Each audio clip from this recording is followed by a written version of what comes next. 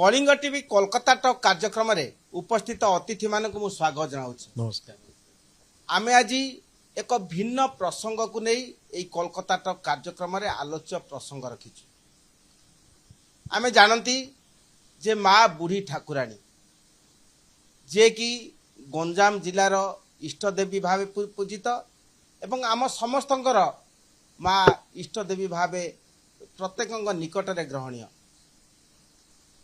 आउ किछि दिन परे बुढ़ी ठाकुराणी का उत्सव एवं आमे कोलकाता रहउथिबारु एवं एठारे लक्ष लक्ष गंजाम जिलार अधिवासी वृत्ति सूत्र रहउथिबारु एठारे मध्य माँ बुढ़ी ठाकुराणी का उत्सव प्रति वर्ष विभिन्न भावे पालित हुए एवं खरदह बोली एक ओडिया बसती अंचल अछि जोंटी की लक्षाधिक ओडिया भाषाभाषी बसवास करती एवं गोटे वर्ष अंतर रे सेमाने बुढ़ी ठाकुराणी मेला करा जाए जहाकू कि सरकारी भावे स्वीकृत कहले अत्युक्ति हेब नाही।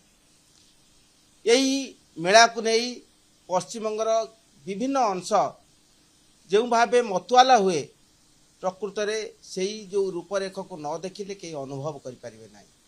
तेणु आगकू बुढ़ी ठाकुराणी मेला बा उत्सव आसुची तेणु यही प्रसंग को आलोचना करबा पई आम निकट अतिथि माने गंजाम जिलार अधिवासी अछंती एवं सेमाने कोलकाता रे वृत्ति सूत्र रे बसवास करती। विशेष करी आम निकट उपस्थित अछंती समाजसेवी एवं धर्म एवं साम्य मध्यरे वक्तव्य रखुथिबा भावार्थ प्रदर्शन करथिबा डॉक्टर किरण कुमार पाणिग्राही सर उपस्थित अछंती समाजसेवी ललित जेना सर उपस्थित अछंती नलिनी महांती एवं संख्या तत्वविद डॉक्टर उमाकांत महांती। मु प्रथमे डॉक्टर किरण को पाखु जीवी सर कहतु जे एई जो बुढ़ी ठाकुराणी पूजा आरंभ होबाकू जाउची वर्तमान आम देखा जाउचंती जे प्रस्तुति तुंगरे प्रकृत अर्थ रे एई जो पूजा रे एभली लोक मतवाला हुंती यार अंततत्व कोन आपण कोन कोन। नमस्कार। मु जड़े ब्रह्मपुर निवासी आज एई बंगाल रे मो माँ बुढ़ी सांतराणी बुढ़ी ठाकुराणी चर्चा रे मते सुजोग देथिबारु मो समस्त को धन्यवाद जोड़ची और अत्यंत गर्व अनुभव करछि। बुढ़ी ठाकुराणी ठाकुराणी यात्रा ये होची हमर ओडिसार षष्ठतम यात्रा। याकू सरकार षष्ठतम यात्रा रूप रे याकू विवेचित करछथि। जेमिति कोरापुट रो परब यात्रा जेमिति बरगढ़ रो आपण माने देखुथिबे ये बरगढ़ रो सामले यात्रा हुए आउ भुवनेश्वर रे जेंति कि राजाराणी यात्रा हुए सेमिति गंजाम रो ठाकुराणी यात्रा। एक्चुअली ठाकुराणी यात्रा कौन ठाकुराणी किए ठाकुराणी आदि अनंत काल से बसथिले किंतु थरे एमिति हिची गोटे घटना घटी ये जो यात्रा रे संश्लिष्ट व्यक्ति होचंदी एमाने सब हमर जो गंजाम रो डेरा कमिटी जा कहउचंदी देवांगी कमिटी कहउचंदी डेरा कमिटी जो माने बुणाणी बुणाणी जो माने पाट बुणंती ये थरे कौन हला ये माने राजमंड्री गोटे जगह को जाइथिले सेठिकर जगह को जाइके से जगह रे हमर इठर जो महूर राजा अछंती महूर राजा जाइथिले सेठी जाइके हमर इठर जो पाट बुणा जाइकी सेठर पाट बुणाली जो डेरा कमिटी अछन समान पाखरे जाइकरी यात्रा रे जाइकी बुल्लीला को सेठर ठाकुराणी यात्रा को से देखिले सेठर ठाकुराणी यात्रा देखिला परे से कहले जे एमतिया यात्रा गोटे मते मध्य मोर ठाकुराणी पाखरे करी एमती भावना नै करी से सेमानु डाकिले जे तुम्हें भी तो डेरा कमिटी लोक तुम्हें तो बुणाबुणी कर आमर सेपटू भी आस आमर से पाट बुणा हो आस थाए एमती डाकी देकी पलि पलि आसिक राजा तांको घरे सी अच्छी आसला परे सीटा ये हूँ 1674 मसीहार कथा।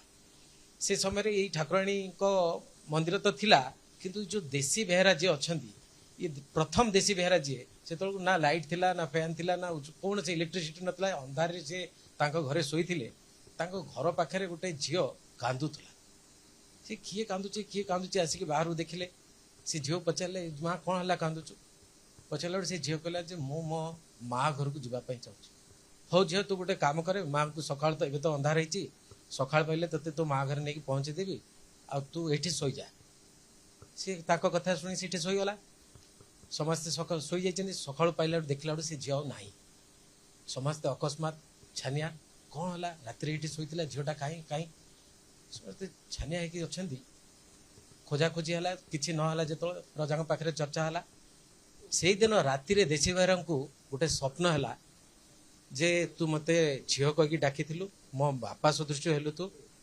आउ मु से माँ से ठाकुराणी माँ ମୁଁ ପ୍ରତି 2 ବର୍ଷରେ ତୋ ଘରକୁ ଆସିବି, ତୁ ୟାକୁ ଯାତ୍ରା ରୂପରେ ପାଳନ କର। ଏଠି ରଜାଙ୍କ ସହିତ ଆଲୋଚନା ହେଲା। ଏଇ ଯୋଉ ଡେରା କମିଟି ଲୋକ ଦେବାଙ୍ଗୀ ଅଛନ୍ତି ଏମାନଙ୍କ ଭିତରେ ଚର୍ଚ୍ଚା ହେଲା। ଏଇ ଚର୍ଚ୍ଚା ପରେ ପରେ ସାଙ୍ଗେ ସାଙ୍ଗେ ଆ ଉପରେ ଗୋଟେ ଚର୍ଚ୍ଚା ହେଇକିରି ଏଇ ଯାତ୍ରା ପାଇଁ ବୋଲି ଗୋଟେ ଆଲୋଚନା ହେଲା। ଯାତ୍ରା କେମିତି କରାହବ, 2 ବର୍ଷକୁ ଥରେ ଯାତ୍ରା ପାଇଁ ଡାକିବା ପାଇଁ ହେଲା। ଯାତ୍ରାର କ'ଣ କ'ଣ ସବୁ ସାମଗ୍ରୀ କେମିତି କରାହବ, ଏ ଯୋଉ ତାଙ୍କର ଗୋଟେ ଅଛନ୍ତି ସିଦ୍ଧାନ୍ତୀ କହିକି, ସିଦ୍ଧାନ୍ତୀଙ୍କ ସହିତ ଚର୍ଚ୍ଚା କରିକି ମାଙ୍କର ମନ୍ଦିର ତ ଯୋଉ ଜାଗାରେ ଥିଲା ମାଙ୍କ ପାଖକୁ ଯାଇକି ଡାକିବା ପାଇଁ ବୋଲି ଏଇ ଯୋଉ ଦେବାଙ୍ଗୀ ଯୋଉ ଡେରା କମିଟି ଅଛନ୍ତି ୟାଙ୍କ ଘରେ ସବୁ କମିଟି ବସିଲା। କମିଟି ବସିକିରି କଥାବାର୍ତ୍ତା ହେଇକିରି ମାଙ୍କୁ ଡାକିବା ପାଇଁ ବୋଲି ଚର୍ଚ୍ଚା ହେଲା। ସେଠୁ ସେମାନେ କ'ଣ କଲେ, ମାଙ୍କୁ ଡାକିବା ପାଇଁ ଯାଇକି ସେ ଗୋଟେ ଯୋଗ ସିଦ୍ଧାନ୍ତଙ୍କୁ ଧରିକିରି ଗୋଟେ ଯୋଗ ବାହାର କଲେ। ସେଇ ଯୋଗ ବାହାର କରିକି ତାକୁ ଗୋଟେ 28 ଦିନିଆ ଯାତ୍ରା, ଆଗେ ତ ବହୁତ ମାସ 2 ମାସ ଧରିକି ଯାତ୍ରା ହଉଥିଲା, 28 ଦିନିଆ ଯାତ୍ରା ପାଇଁ ବୋଲି ସେମାନେ ରେଡି ହେଲେ। ସେଇ 28 ଦିନିଆ ଯାତ୍ରାରେ ଏମାନେ ଯାଇକି ଠାକୁରାଣୀ ମାଙ୍କ ପାଖରେ ଯାଇକି ଡାକିଲେ, ମା ତୁମେ ତୋ ବାପା ମାନିଛ ଆଉ ବାପ ଘରକୁ ଆସିବ। ସେଠୁ ପୁଣି ମାଙ୍କର ଡାକିବା ପୂର୍ବରୁ ସେଠି ଯେ ସିଦ୍ଧାନ୍ତୀ ଅଛନ୍ତି ସେ କହିଲେ ଶୁଭକୁଣ୍ଠି ପ୍ରତିଷ୍ଠା କର, ଶୁଭକୁଣ୍ଠି ପ୍ରତିଷ୍ଠା କରିକି ଆକୁ ଡିସାଇଡ୍ କର କେମିତି ଯିବେ, ମା କ'ଣ କରିବେ। ତ ଶୁଭକୁଣ୍ଠି ପ୍ରତିଷ୍ଠା ହେଲା ମାଙ୍କ ପାଖରେ। ସେଇ ଶୁଭକୁଣ୍ଠି ପ୍ରତିଷ୍ଠା ହେଲା ପରେ ସେଇ ଡେରା କମିଟିର ଘରେ ଯିଏ ଦେବାଙ୍ଗୀ ଅଛନ୍ତି, ଯୋଉ ଡେରା କମିଟିର ଅବିକାର ଯିଏ ଡେରା କମିଟିର ଯିଏ ମୁଖ୍ୟ ଅଛନ୍ତି ଦୁର୍ଗା ପ୍ରସାଦ, ଯେମିତି ଆଗରୁ ଯିଏ ଥିଲେ ଦେଶୀବାରା, ତାଙ୍କ ସ୍ତ୍ରୀ, ଏମାନେ ସବୁ ମିଶିକି ଚାଙ୍ଗୁଡ଼ି ପୂଜା କରନ୍ତି। ଚାଙ୍ଗୁଡ଼ି ପୂଜା କ'ଣ, ଚାଙ୍ଗୁଡ଼ି ଭିତରେ ଦୀପ ଧୂପ ଆଉ ଯେତେ ସବୁ ବ୍ୟଞ୍ଜନ ସାମଗ୍ରୀ ସହିତ ଇଟାମୂଳ ଫୁଲକୁ କରିକି ନେଇକି ମାଙ୍କ ପାଖକୁ ଯିବେ। ତା ପୂର୍ବରୁ ଶୁଭକୁଣ୍ଠି ପଡ଼ିଥିବ, ଶୁଭକୁଣ୍ଠି ପାଖକୁ ଯିବେ, ମାଙ୍କ ପାଖରେ ଯାଇକି ଡାକରା ହବ। ସେଇଠି ଯାଇକି ଇଟାମୂଳ ଖଣ୍ଡକୁ ସେଇ ଚାଙ୍ଗୁଡ଼ିକି ଧରିକି ମାଙ୍କୁ ଡାକିକିରି ଆସିବେ। ଆସିଲା ପରେ ମା ଆସିବେ ଅସ୍ଥାୟୀ ମଣ୍ଡପକୁ। ଅସ୍ଥାୟୀ ମଣ୍ଡପରେ ସେଇ ଇଟମଳା ଫୁଲର ଇଏକୁ ମାଙ୍କୁ ବସା ହବ। ମାଙ୍କ ସହିତ ଆସିଥିବ 9ଟା ଘଟ, ଯୋଉ ଘଟଟା ମେନ୍ ଘଟଟା ମାଙ୍କ ପାଖରେ ସେଇ ଇଟାମଳା ଫୁଲ ସହିତ ସେଟା ବସିବ। ଆଉ ପାର୍ଶ୍ୱ ଘଟ 8ଟି ବସେ, ପାର୍ଶ୍ୱ ଘଟ 8ଟି ବସିକିରି ପୂଜା ପାଆନ୍ତି। ଏଇଭଳି ପୂଜା ପାଇକିରି ମାଙ୍କୁ 28 ଦିନ କାଳ ସେଥିରେ ସେ ଜାଗାରେ ପୂଜା ହୁଏ। ଏଇ ଘଟ ବସିବା ସମୟରେ ଏଇ ଯୋଉ ଦେଶ ବିଦେଶ ପୁରପଲ୍ଲୀରୁ ସବୁ ଲୋକ ଯୋଉ ଯୋଉ ଜାଗାରେ ଥାଆନ୍ତି ସେମାନେ ସବୁ ମାନସିକ କରିଥାନ୍ତି। ମାଙ୍କ ପାଖକୁ ମାନସିକ ଘଟ ଧରିକି ଆସନ୍ତି, ମାନସିକ ଘଟ ଧରିକି ବସନ୍ତି। ଏଇ 28 ଦିନ କାଳ ସବୁ ମାନସିକ ଘଟ ବାଦେ କିଛି ଲୋକ କୋଉଠି କୋଉଠି ରଥ ପେଣ୍ଡାଲ ସବୁ କରିଥିବେ, ମାଙ୍କ ଘଟ ଏମିତିରେ ବୁଲିବ। ଏ ଟାଇପ୍ର ଜିନିଷ ହୁଏ। ମୁଁ ସଂଖ୍ୟାଦତ୍ତ ଉମାକାନ୍ତ ସାର୍ଙ୍କୁ ପଚାରିବି, ସାର୍ କୁହନ୍ତୁ ଏଇ ଯେ 28 ଦିନ ଧରି ପୂଜା ହୁଏ, ପ୍ରକୃତରେ 28 ଦିନ ଧରି ପୂଜା କରିବାର କ'ଣ ତତ୍ତ୍ୱ ରହିଛି? ଦେଖନ୍ତୁ, ଏଇଟା ତ ବହୁତ ଆଗରୁ 2 ମାସ 3 ମାସ ଧରିକି ମାଙ୍କର ଯାତ୍ରା ଗୋଟେ ହଉଥିଲା, କିନ୍ତୁ ଆଜିର ପରିସ୍ଥିତି ହିସାବରେ 28 ଦିନ ମାନେ ପ୍ରଶାସନ ତାକୁ କେତେ ଦୂର ଇଏ କରିପାରିବେ, ସୁଚାରୁ ରୂପେ ତାକୁ ଚାଳନା କରିପାରିବେ। କାହିଁକି? କାରଣ ହେଉଛି ଯେ ଏଇଠି କି ଲକ୍ଷ ଲକ୍ଷ ଦର୍ଶକ ଆସନ୍ତି, ଲକ୍ଷ ଲକ୍ଷ ଡିଭୋଟିସ୍ ଆସନ୍ତି।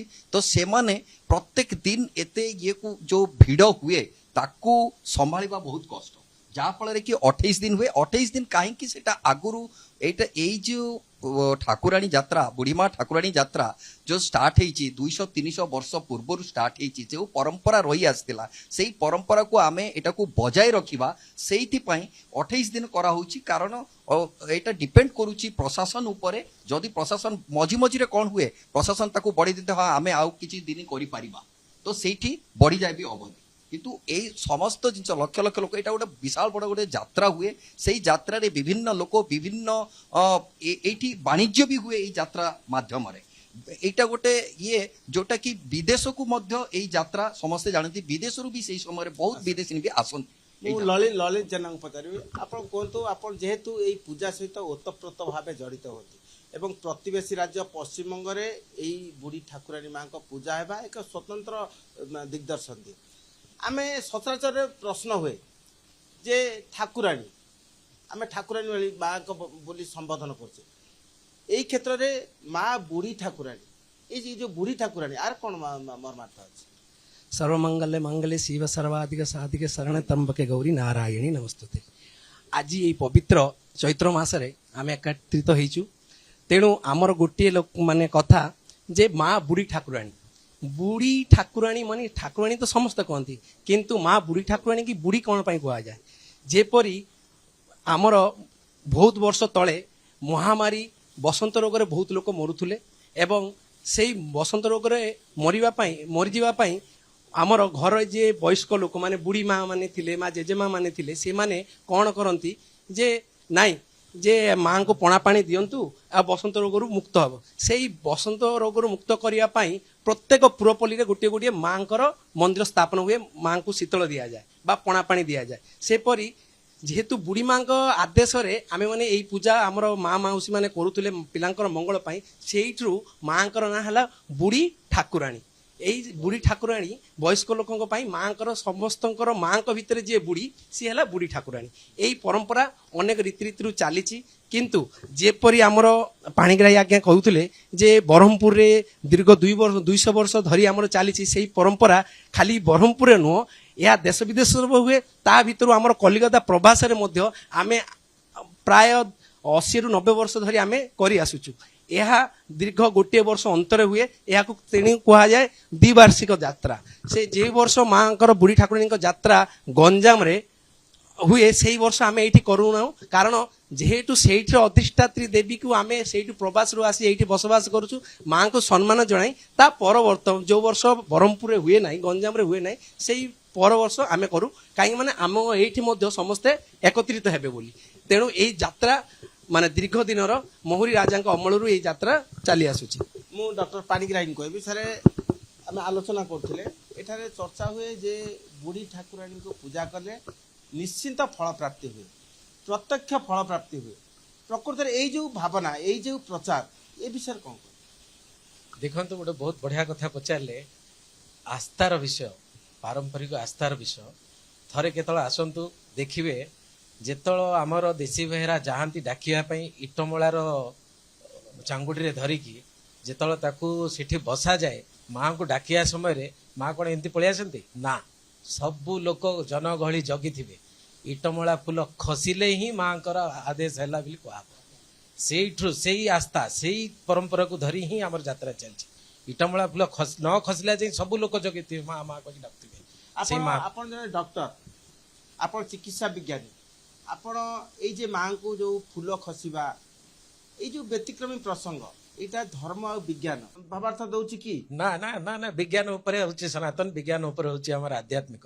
ବିଜ୍ଞାନ କ'ଣ? ବିଜ୍ଞାନ ଗୋଟେ ସୀମିତ, ଆଧ୍ୟାତ୍ମିକ ଅସୀମିତ। ଆକୁ କେମିତି କରାଯିବ? ବିଜ୍ଞାନ ସେମିତି, ବିଜ୍ଞାନ ଗୋଟେ ସୀମିତ ପାଠ।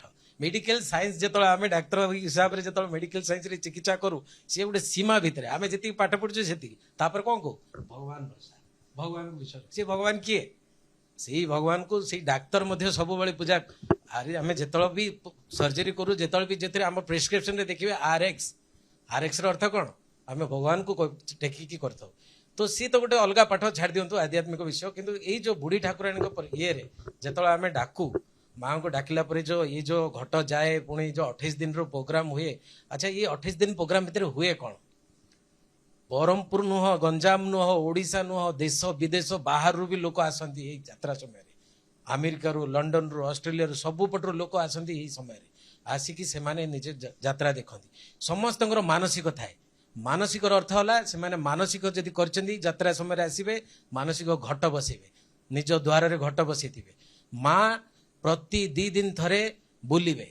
ଯୋଉ ଯୋଉ ଜାଗାରେ ଘଟ ଥିବ, ଯୋଉ ଯୋଉ ଜାଗା ଥିରେ ରଥ ଥିବ, ସବୁଆଡେ ମା ବୁଲି ତାଙ୍କ ଘଟ ବୁଲୁଥିବ।